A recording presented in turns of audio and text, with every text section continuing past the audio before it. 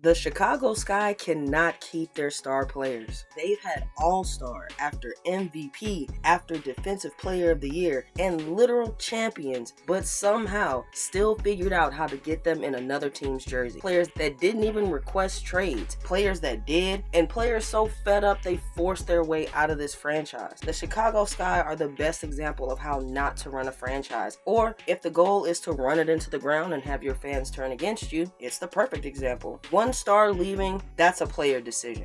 Every star leaving, that's franchise mismanagement. And Chicago's first fumble was Sylvia Fowles. It changed the entire direction of the franchise, probably forever. This is honestly a moment Chicago is still trying to recover from. They didn't just lose Sylvia Fowles. They started a decade-long pattern of pushing away every star that could have built a dynasty. Sylvia Fowles was Chicago. For a team that had just entered the league in 2005, they got the second overall pick in 2008 and got Sylvia Fowles, the type of player you build around, the type of player you keep in your franchise for their entire career. She was Defensive Player of the Year twice on the Sky, all WNBA, and the literal anchor that helped them reach the finals in 2014. But Chicago never built around her, wearing her down with every decision. For top picks like that, they're used to winning, and not just winning, but they're used to structure and a defined culture, and that was anything but Chicago. The culture was shaky, the direction was unclear at best, and Fowles wanted something every great player wants, a real chance to win. So when they offered her that extension in 2014, not only did she politely decline, she requested a trade, specifically to the Minnesota Lynx, a team she knew had structure, veterans, a front office behind their players, and championship DNA. So when Chicago said no, she sat out, a superstar in her prime, refusing to play until Chicago let her go. But she meant it, foregoing getting paid to prove her point, sitting out nearly half the season until Chicago executed a trade that got Fowles to Minnesota. And what happened when she left? She got 2 more Defensive Player of the Years, 2-time champion, 2 Finals MVP, and a regular season MVP. This was the first major WNBA player holdout, and Chicago lost that battle big time. Fowles wasn't the first one, and she wouldn't be the last. In 2013, they had the second overall pick again, selecting Elena Delle Donne, an instant superstar, taking the Sky from 14 and 20 to actual contenders. She became the face of the league. Honestly, Chicago never had a player like her. A 6'5", 3-level scorer sitting somewhere between the 2 and the 3. Someone who could carry your offense. Again, a player to build your future around. Someone that stays in your franchise their entire career. Delle Donne took Chicago to the 2014 finals, and she was the 2015 regular season MVP. But of course, what we didn't see was the same thing Sylvia Fowles was dealing with. Organizational instability, no long-term roster vision, inconsistent culture, lack of direction around the superstar. She wanted stability, a long-term plan, a franchise that matched the ambition to be a champion, and ultimately made the same decision as Sylvia Fowles, demanded a trade. And maybe learning their lesson first time, they granted it, trading Elena Delle Donne to the Washington Mystics. And what would happen to her after leaving such a disorganized franchise?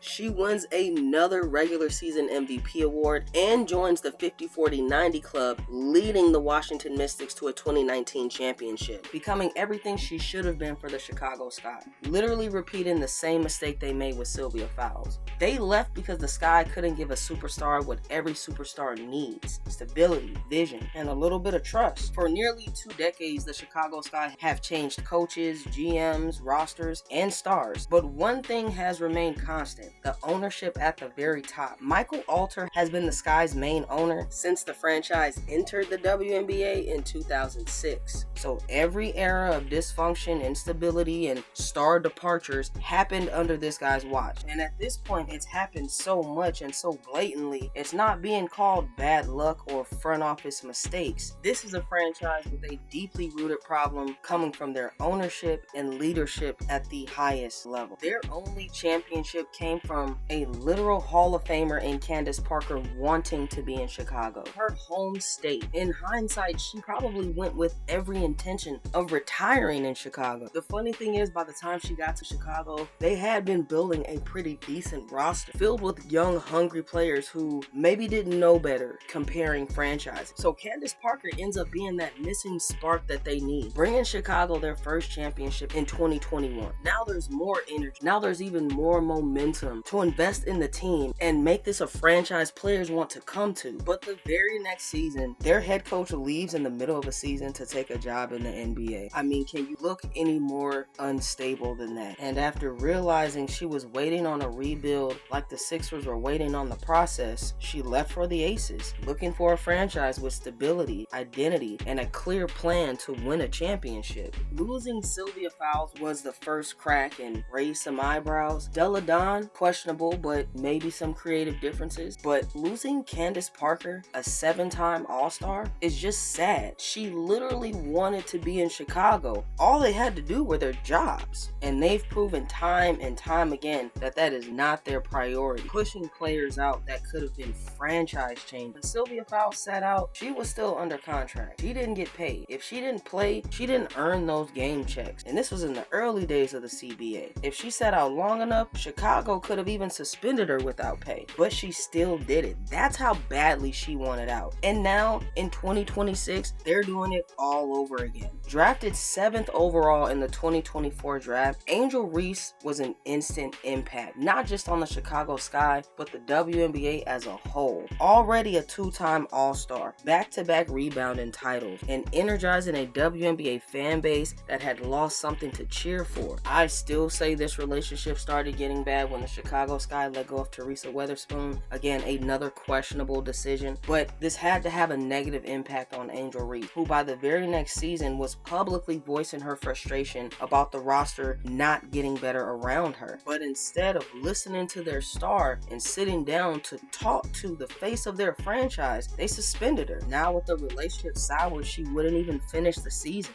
Chicago has no idea what to do with superstars, and they proved it by trading Angel Reese to the Atlanta Dream for 2 first-round picks. And hopefully we see her get the same treatment as Sylvia Fowles and Elena Delle Donne, because the Atlanta Dream are legitimate contenders. They're already standing behind their star, immediately being rewarded with her jersey being sold out, ticket prices doubling and tripling and still being sold out, celebrity endorsements, and genuine fan excitement. This is what the Chicago Sky gave up. And at this point, you have no choice but to question the ownership group. They have 5 first-round picks over the next 3 seasons, the number 5 pick in the 2026 draft. If this is really a full rebuild mode, how exactly is this supposed to work? Why would any free agent or next superstar even believe in Chicago? And that's the scary part. The Sky's only choice now is the draft, trades, rookies that have no choice. So who's next? Whose career is going to take a hit? Who's the next player to refuse to play for the Chicago Sky? Don't forget to like and subscribe, players.